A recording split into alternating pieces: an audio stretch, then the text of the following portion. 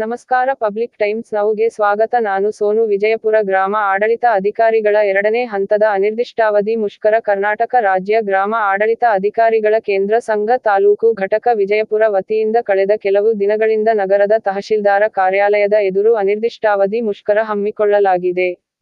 ಈ ಸಂದರ್ಭದಲ್ಲಿ ಮಾತನಾಡಿದ ಗ್ರಾಮ ಆಡಳಿತ ಅಧಿಕಾರಿಗಳು ಸರ್ಕಾರದ ವಿರುದ್ಧ ತಮ್ಮ ಆಕ್ರೋಶವನ್ನು ಹೊರಹಾಕುತ್ತಾ, ಸರ್ಕಾರ ಗ್ರಾಮ ಆಡಳಿತ ಅಧಿಕಾರಿಗಳಿಗೆ ಯಾವುದೇ ಮೂಲ ಸೌಲಭ್ಯವನ್ನು ಕಲ್ಪಿಸಿಲ್ಲ. ನಾವು ಅಧಿಕಾರಿಗಳಾಗಿ ಗ್ರಾಮದ ಆಗುಹೋಗುಗಳನ್ನು ಗಮನಿಸಲು ನಮಗೆ ಯಾವುದೇ ಕಚೇರಿ ಕಲ್ಪಿಸಿಲ್ಲ. ಅದಲ್ಲದೆ ಕುಳಿತು ಚರ್ಚಿಸಲು ಕುರ್ಚಿ ಟೇಬಲಗಳು ಸಹ ಇಲ್ಲದೆ ನಾವು ಊರಿನ ಜಗುಳಿ ಕಟ್ಟೆಯಲ್ಲಿ ಕುಳಿತು ಕಾರ್ಯನಿರ್ವಹಿಸುವುದಾಗಿದೆ.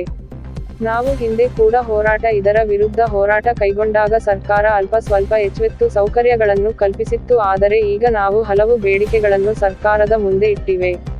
ಎಲ್ಲಿವರೆಗೆ ನಮ್ಮ ಬೇಡಿಕೆ ಈಡೇರುವುದಿಲ್ಲವೋ ಅಲ್ಲಿವರೆಗೆ ಹೋರಾಟ ನಡೆಸಲಾಗುವುದು ಎಂದು ತಿಳಿಸಿದರು.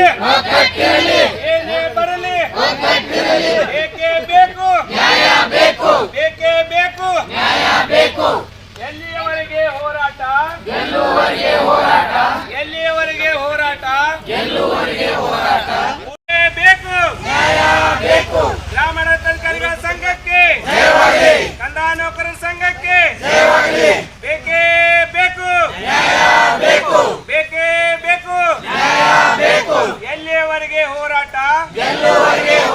ನಾವು ಗ್ರಾಮಾಡಳಿತಾಧಿಕಾರಿಗಳು ತೆಗೆದುಕೊಂಡ ಈ ಒಂದು ಮುಷ್ಕರಕ್ಕೆ ಯಾವುದೇ ಆದ ಒಂದು ಸ್ಪಂದನೆಯನ್ನು ಸರ್ಕಾರ ನೀಡ್ತಾ ಇಲ್ಲ, ಯಾವುದೇ ಆದ ಪ್ರತಿಕ್ರಿಯೆಯನ್ನು ನೀಡ್ತಾ ಇಲ್ಲ. ನಾವು ಬೇಡ್ತಾ ಇರೋದು ಒಂದು ಸೌಕರ್ಯ, ಯಾವುದಂದ್ರೆ ಮೂಲಭೂತ ಸೌಕರ್ಯಗಳು. ನಾವು ಒಂದು ಹಳ್ಳಿಗೆ ಹೋದಾಗ ನಮ್ಗೆ ಅಲ್ಲಿ ಹೋಗಿ ಕೂಡೋಕೆ ಒಂದು ಟೇಬಲು, ಚೇರು, ಒಂದು ಕಚೇರಿ, ಹಾಗೆ ನಾವು ಮಹಿಳೆಯರಾಗಿರೋದ್ರಿಂದ ನಮಗೆ ಒಂದು ಶೌಚಾಲಯ, ಈ ರೀತಿಯಾಗಿ ವ್ಯವಸ್ಥೆ ಇದ್ದರೆ ನಮಗೆ ಅಲ್ಲಿ ಕೆಲಸ ಮಾಡೋಕ್ಕೆ ಅನುಕೂಲ ಆಗುತ್ತೆ. ಹೋಗಿ ಗ್ರಾಮದ ಕಟ್ಟೆ ಮೇಲೆ ಕುಂತು ಕೆಲಸ ಮಾಡುವಾಗ ಜನರು ಬಂದು ಅವರಿಗೂ ಮುಜುಗರ, ನಮಗೂ ಮುಜುಗರ ಆಗುತ್ತೆ. ಈ ರೀತಿ ಎಲ್ಲ ಸನ್ನಿವೇಶಗಳಲ್ಲಿ ನಾವು ಕೆಲಸ ಮಾಡ್ತಿರೋ ಪರಿಸ್ಥಿತಿ ಒಳಗೆ ಸರ್ಕಾರ ನಮ್ಮ ಬೇಡಿಕೆಗಳಿಗೆ ಸ್ಪಂದನೆ ಕೊಡ್ತಾ ಇಲ್ಲ. ಸ್ಪಂದನೆ ಕೊಡೋವರೆಗೂ ನಾವು ಈ ಹೋರಾಟನ ಮುಂದುವರಿಸ್ಕೊಂಡು ಹೋಗ್ತಾ ಇದ್ದೀವಿ. ವಿದ್ಯಾವತಿ ದೊಡ್ಡಮನಿ ಅಂತ, ಗ್ರಾಮಾಡಳಿತಾಧಿಕಾರಿ ಅಲಿಯಾಬಾದ್.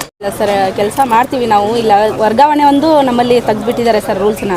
ಆ ವರ್ಗಾವಣೆಯಿಂದಾಗಿ ತುಂಬ ಜನಕ್ಕೆ ತುಂಬ ಸಮಸ್ಯೆಗಳಾಗ್ತಾ ಇದ್ದಾವೆ. ಗಂಡ ಹೆಂಡತಿ ಬಿರುಕುಗಳು ಮೂಡ್ತಾ ಇದ್ದಾವೆ. ಸಣ್ಣ ಮಕ್ಕಳ ಲಾಲನೆ ಪಾಲನೆ ಮಾಡೋದಕ್ಕೆ ತುಂಬ ಕಷ್ಟ ಆಗ್ತಾ ಇದೆ. ಆ ವರ್ಗಾವಣೆ ನಾವು ವೈಯಕ್ತಿಕ ಜೀವನ ಸ್ಪಾಯ್ಲ್ ಆಗುತ್ತೆ. ವೈಯಕ್ತಿಕ ಜೀವನನೂ ಚೆನ್ನಾಗಿದ್ದರೆ ನಾವು ಆಫೀಸಲ್ಲೂ 100% ಆಗಿ ಕರೆಕ್ಟಾಗಿ ಮಾಡ್ಬೋದು ಸರ್. ಹಂಗಾಗಿ ನಾವು ವರ್ಗಾವಣೆ ಒಂದು ಮರುಸ್ಥಾಪನೆ ಮಾಡಬೇಕು ಅಂತ ಕೇಳ್ಕೊತಾ ಇದ್ದೀವಿ. ಆಮೇಲೆ ಪೌತಿಕಾತೆ ಆಂದೋಲನ ಮಾಡಿರಿ ಅಂತ ಹೇಳ್ತಾ ಇದ್ದಾರೆ. ಪೌತಿಕಾತೆ ಆಂದೋಲನ ಮಾಡ್ತೀವಿ ಸರ್, ನಾವು ಇಲ್ಲ ಅನ್ನಂಗಿಲ್ಲ.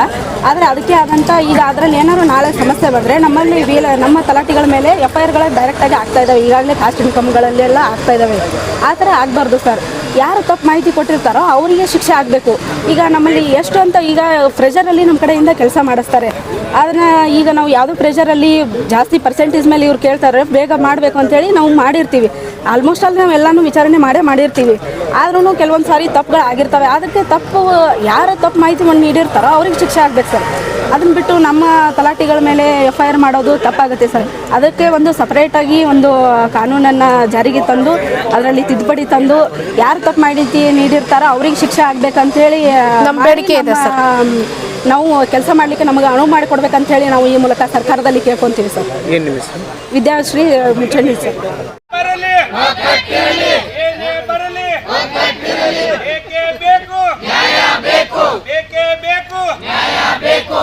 ಎಲ್ಲಿಯವರೆಗೆ ಹೋರಾಟ